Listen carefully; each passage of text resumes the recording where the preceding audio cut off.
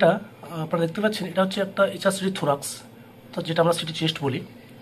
একটা 32 বছরের পেশেন্ট বুকে ব্যথা নিয়ে ভর্তি হয়েছিল। বুকে ব্যথা নিয়ে ভর্তি হওয়ার পর আমরা যেটা দেখতে পাচ্ছি যে এটা হচ্ছে ওনার রাইট লাং যেটা পুরোপুরি সুস্থ রয়েছে। এটা হচ্ছে লেফট লাংয়ে কালো যেটা দেখতে পাচ্ছেন এটাকে বলা হয় নিমোথোরাক্স। নিমোথোরাক্স মানে হচ্ছে যে যখন লাং কোলেপস করে যায়। তাহলে এই নিমোথোরাক্সটা কি? নিমোথোরাক্স মানে হচ্ছে যে when air leak into the space between lung and চেস্টের মাঝখানে যখন এয়ার লিক করে যায় সেটাকে বলা হয় নিমোথোরাক্স। তো এই নিমোথোরাক্সটা আপনাদের আমি দেখাচ্ছি, একটু ভালো করে দেখলে হয়তো বুঝতে পারবেন। অর্থাৎ এখানে লাং আর চেস্টের মাঝখানে কিন্তু আলটিমেটলি তার এয়ার লিক করেছে বলেই কিন্তু এই লেফট সাইডে যে লাংটা আছে এটা কিন্তু পুরোপুরি কোলেপস হয়ে গেছে।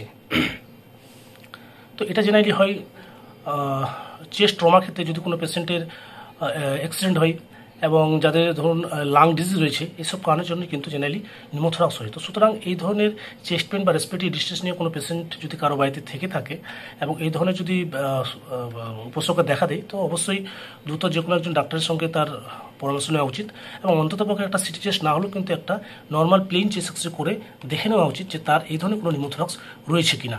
আশা করি ব্যাপারটা আপনি বুঝতে পেরেছেন। Thank you.